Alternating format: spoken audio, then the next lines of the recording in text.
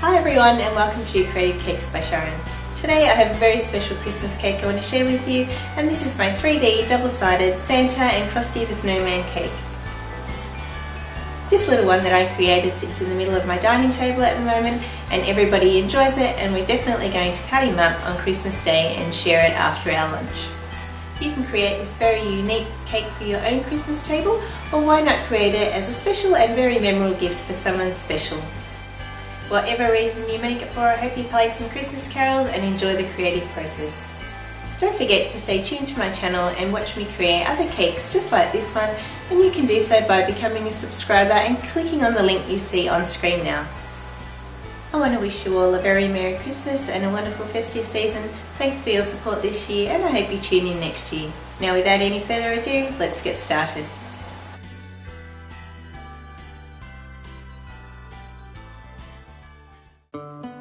So I've got 5 store-bought fruit cakes here, and I've got 3 for the body and 2 for the head. Each of these are approximately 5 by 5 inches. I've got a 5-inch round cake setup board, and I'm only using this as a guide to cut out the circles, as well as a smaller round cookie cutter. You can use any round shapes you like, so long as you end up with 2 different sizes. So to start with, I've just placed my cake board on top of the cake, and I'm going to cut around the cake board with my knife for 3 of the cakes to get a nice large round shape, and use the cookie cutter to cut out the 2 smaller circles. With all of the leftover pieces of cake, I'm going to store them in a bowl with some plastic wrap, because I'm going to create some little Christmas puddings, and you can check out my videos for these by clicking the links in the description box below. Now I need to stack my cake, so I need to stack the 3 larger ones as well as the 2 smaller ones, and in between each of the cakes I'm just going to rub on a thin layer of some apricot jam.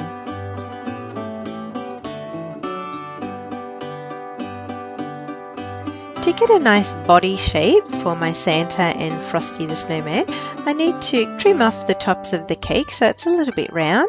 So I'm just going to go around with my knife at the top of the cake and cut off the very edge of the cakes.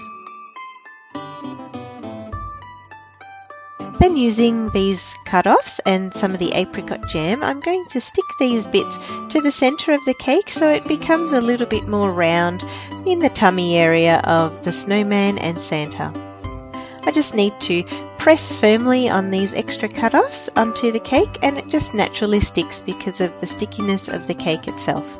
At this point, I'd still like my cake to be a little bit more round up the top, so I'm going to trim off some more of the cake, and again stick these cut-offs back onto the cake where I want the cake to be more round.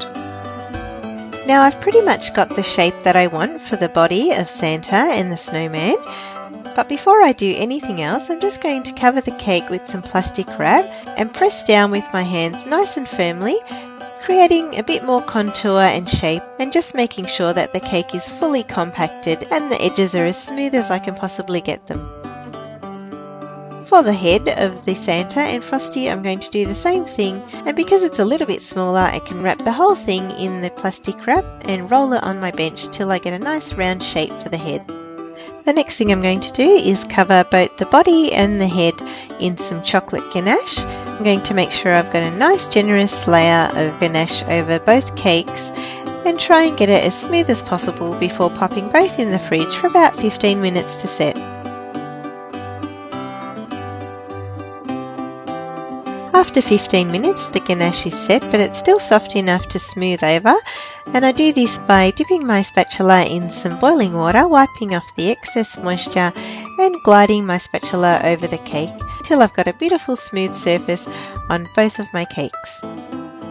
At this point, I'm going to transfer just the body of my cake onto my cake board. Now it's time to start the fun part, and that's covering the cake. So I've rolled out some red fondant, and I'm just trimming one end so it's nice and straight at the bottom. I'm just carefully lifting up my fondant and placing it on one half of the cake, and then using the knife I'm going to trim the fondant so it's only covering one half of my cake, coming up one side of the cake, across the top and down the other side. Now using a little ball of the red fondant, I'm just going to use it to smooth over the cake. Now to cover the other side, I'm going to do exactly the same thing except with my white fondant.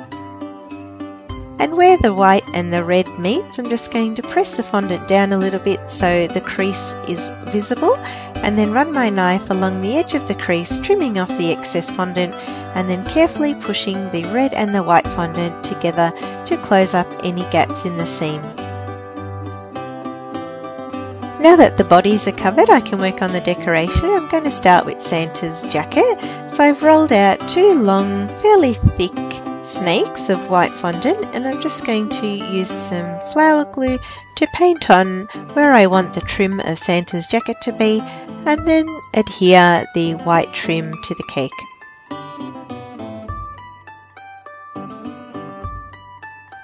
To make Santa's arms, I've got some red fondant which I'm going to divide in 2, so I've got 2 equal portions, and I'm going to roll them into a very large teardrop shape and just flatten them out gently and stick them on using some of my flour glue.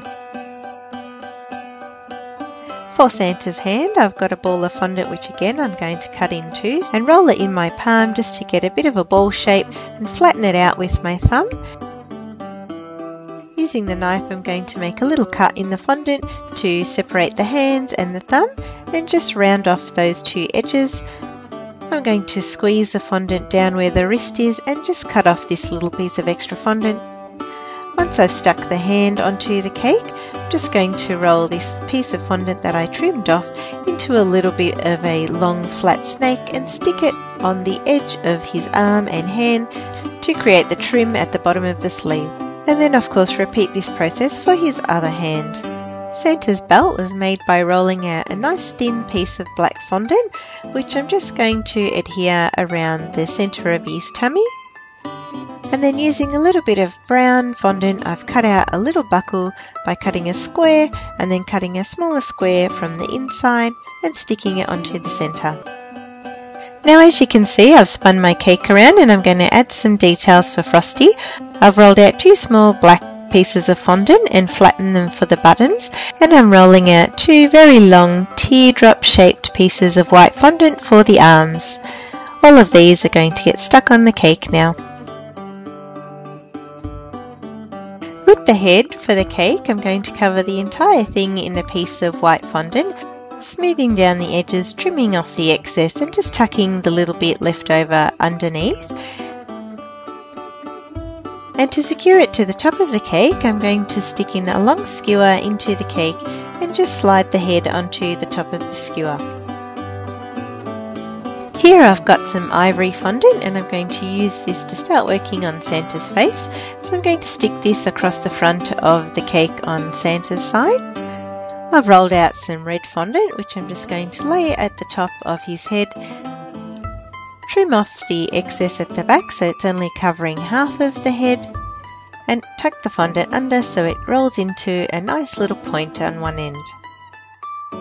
Santa's beard and moustache was made with a nice thick piece of fondant cut into a triangular shape and adhered to the bottom of his face, and 2 little teardrops for the moustache, followed by a nice little ball of ivory fondant for his nose. While I'm working with the white fondant, I've stuck on 2 little eyes and 2 bushy little eyebrows, as well as the white trim for his hat, followed by the black pupils and the little white reflections in his eyes. Now I'm going to use this round disc of fondant to create a little pom-pom at the end of his hat. I want to create a cute little smirk on Frosty's face. You can create any expression you like. I've just used some black fondant to create a half a smile, 2 red cheeks, a little red nose, some blue eyes, some cute little raised eyebrows. I've cut 2 strips of blue fondant for a scarf, as well as some blue fondant for his hat.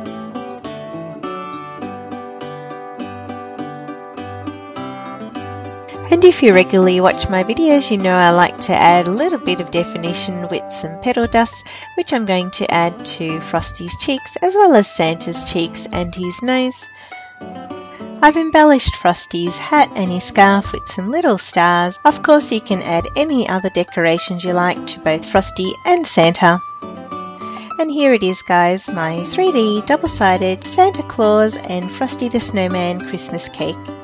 I hope you enjoyed this tutorial guys. If you did, don't forget to give it a like and share it with your friends. If you do make one of these cakes for Christmas, be sure to share it with me. I'd love to see it. You can connect with me on Facebook, Pinterest, Instagram or Twitter. If you haven't already done so, make sure you become a subscriber and click the subscribe button to see more creative cakes just like this one. Once again, have a very Merry Christmas and thanks for watching.